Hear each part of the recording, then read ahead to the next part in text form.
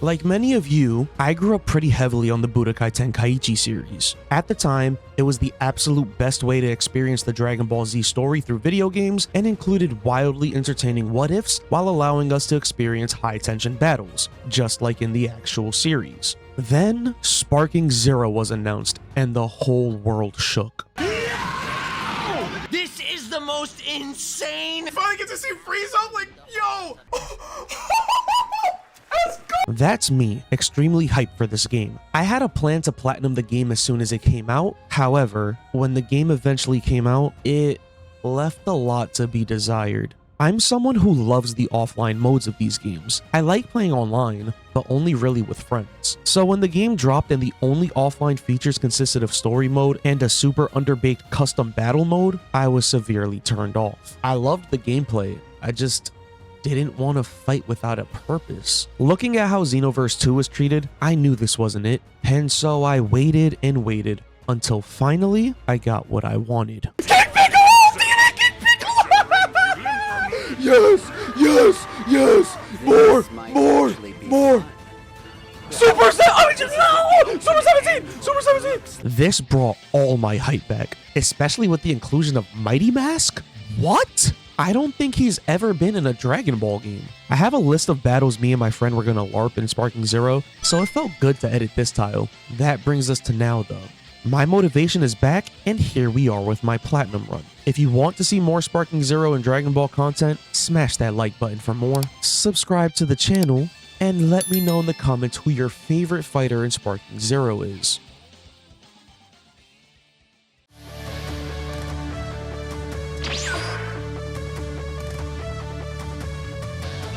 The first thing I do when booting up a Dragon Ball game for the first time is immediately hop into the story. This is the same story being retold to us for the billionth time, but it's always amusing to me how different each game approaches it. The Budokai Tenkaichi series, which I'll now refer to as the Sparking series, usually does it by playing through various battles between different characters saga by saga.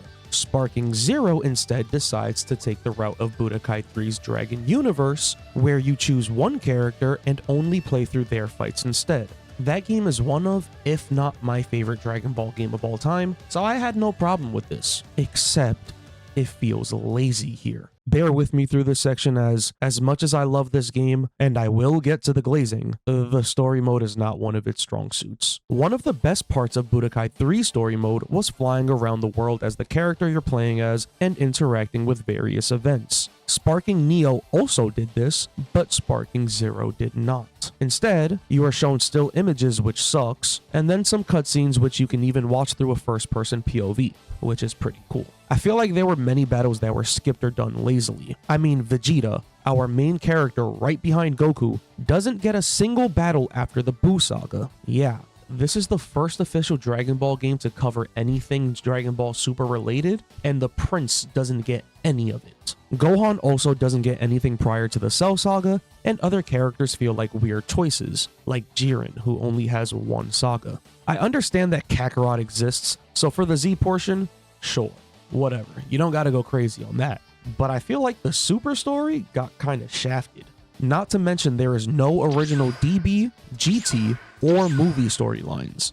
The actual fighting during the story is mostly fun. If you're a casual like me, there are some really tough battles. There are only two difficulties in this mode, normal and decreased. In order to trigger any what if route, you have to complete a condition in battle, but it has to be on normal difficulty. This was a little problematic for some of them, as 90% of the conditions to win were just win the fight really fast, and with some battles being tough, it could get annoying quickly. Once again, I feel like this is pretty lazy, as in order to even beat the battles really fast, you almost certainly have to cheese it by sparking up and spamming the same moves over and over again. I much prefer how in Budokai Tenkaichi 2, some what-ifs were triggered by winning battles you're not supposed to win. There are a good amount of what-if routes, and each character at minimum gets one super fleshed out route. I feel like they aren't all worth talking about though. I do plan on making a ranking video for them all in more detail, but for now I'll just briefly go over some of the ones I like. Goku has one where instead of teaming up with Piccolo to pursue Raditz, he opts to bring Krillin and Roshi with him instead, making this a Turtle School team up. even though Piccolo still decides to come and help anyways. As a team, they defeat Raditz and Goku lives this time.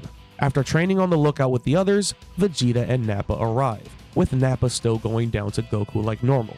However, since nobody died this time, they all team up to defeat Vegeta, utilizing everyone's skill set. Goku ends up dying since they attempted to use the Goku and Piccolo Wombo Combo Supreme on Vegeta. Vegeta dodged and Goku didn't die right away, so Goku was still able to finish Vegeta off. In the afterlife, Goku now trains with King Kai, but is wished back after some time as Vegeta comes back to Earth. He warns them that Frieza's on the way for the Dragon Balls, and they team up and train until he arrives. Zarbon and Dodoria are first up, and they go down pretty easily. The next battle has Goku taking on the entire Ginyu Force by himself in one go. This was one of the hard ones for me as I was new to the game, so I hadn't gotten a full hang of the mechanics just yet, but narratively, this is an insane aura boost for Goku. Ginyu survives and steals Vegeta's body, but he also goes down easily. Vegeta gets his body back, and now Frieza is the last foe left. He's eventually forced to transform into his final form, and Vegeta, Piccolo, and Gohan distract Frieza enough for Goku to successfully pull off a Spirit Bomb. This route ends with Goku and Vegeta declaring their rivalry, and that's that. I love this what if because these feats feel achievable. It's a lot of group effort rather than Goku going at everything mostly alone. It was nice to see everyone utilize their movesets in a combined effort.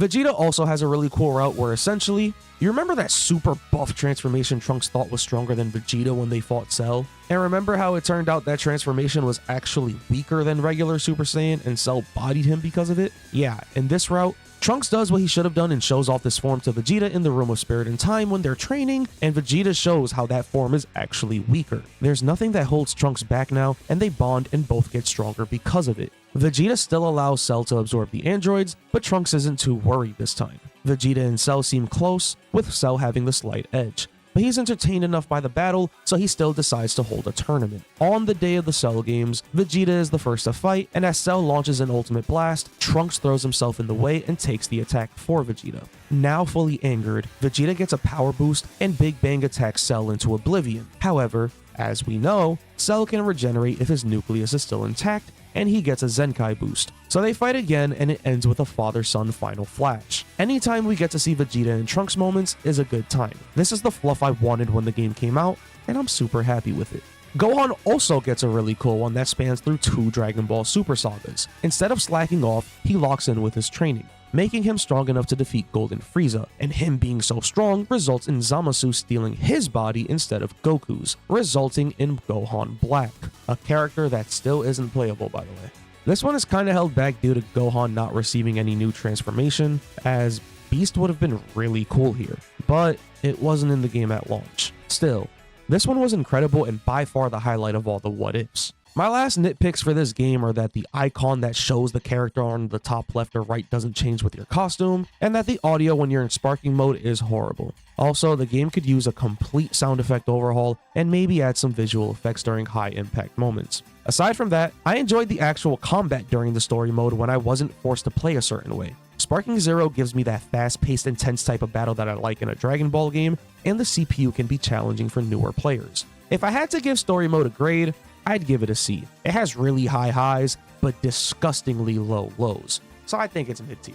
Certainly not the best story mode you could get in a Dragon Ball game, but it's also not the worst. Also, I kind of forgot this was supposed to be a platinum video. You have to do every single story route to get the all-knowing, and you also get trophies after completing each individual route. I guess this turned into a different type of video since none of the trophies are too interesting. It's all just spend Zenny, summon every type of dragon, unlock things, yada yada yada. It's all things you really just get naturally. We're still going to go over the modes you have to play to get the platinum, but I don't see a reason to show off each individual trophy. With that out of the way, let's now move on to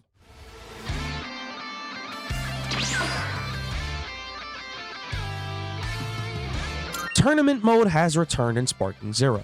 This was a no-brainer to be honest. Here we have 6 tournament options plus an option to customize and create your own. For the platinum, I need to win each tournament excluding custom obviously and the Yamcha games. I'm not sure why there isn't a Yamcha games trophy as in my opinion, it's easily the most fun mode prior to the DLC. It's an 8-man bracket where your characters are random. Playing as random characters is fun since it takes full advantage of the huge roster and forces you to adapt to your character's playstyle. Sadly, it doesn't matter here, and so we skip it. The World Tournament, of course, follows the same rules as it does in the official series. It's a bracket of 8 fighters and you fight in the World Tournament arena until someone goes down or gets a ring out. This stage is always my favorite to play in Dragon Ball games as it includes a sense of danger at any given moment. You always have to be on guard so that your opponent doesn't get a sneaky ring out on you. That being said, I think this stage should be big. It's so easily to accidentally ring yourself out, and while yes, it is a skill issue, I think it'd be more fun if it was just a bit wider. The Cell Games takes place, well, at the Cell Games Arena. It's another 8-man bracket except there are no ring outs and you only recover 20% of your HP after the battle. It can definitely provide a challenge on higher difficulties due to this. Cell is always the final opponent, which makes sense, yeah, but kind of boring because of that. The Tournament of Destroyers makes its debut, and this is a team battle tournament that recovers your HP fully after every match. However, in battle, you cannot switch your character out, just like in the actual series. Since the game doesn't have the arena shown in the series, you always end up fighting in a random stage. I feel like if you dedicate a mode in your game for this specific tournament, the arena should have been included.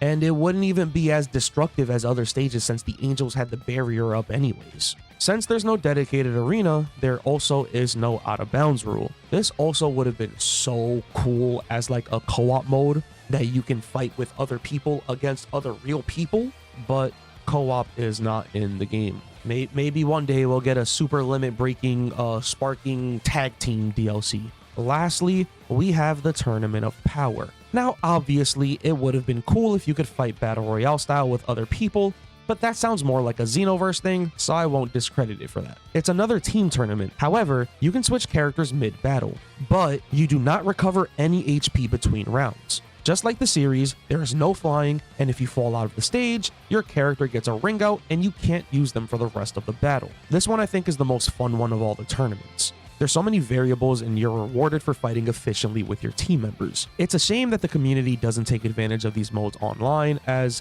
tournaments are always fun to me, but you never see anybody on these modes. There's no incentive to play them, which sucks, but we now move on to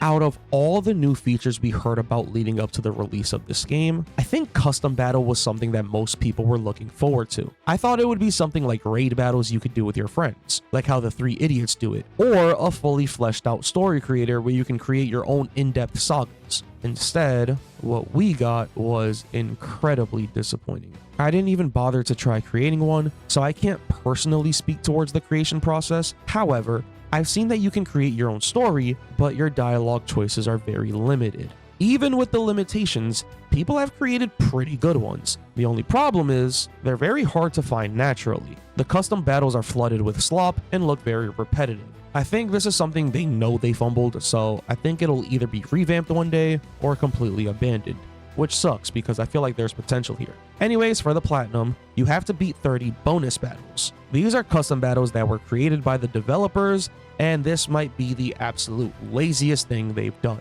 They have really cool scenarios, like a battle where Goku teams up with Kid Gohan to fight Goten and Trunks. But instead of making this a cool story mode thing with cutscenes and voice acting, they use their underbaked custom battle engine and give us battles that would have been so cool to see as actual storylines. This absolutely is not something the developers should be using. For community creations, it makes sense as we don't have access to in-game tools or the official voice actors. But for the actual people who worked on the game, why are y'all subjecting yourselves to this? I don't get it. Some of these battles were really challenging and had weird conditions, but the actual battles were fun to play though. That kinda seems like a recurring theme for this game.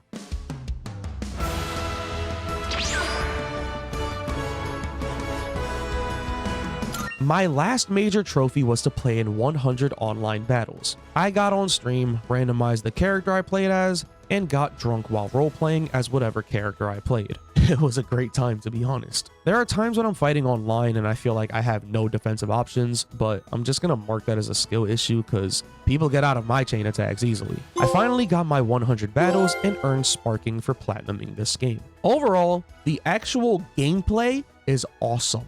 The battles are fast-paced, super intense, and can have really sick moments. Getting into close battles where both players are low on health gave me a feeling that I can't even describe.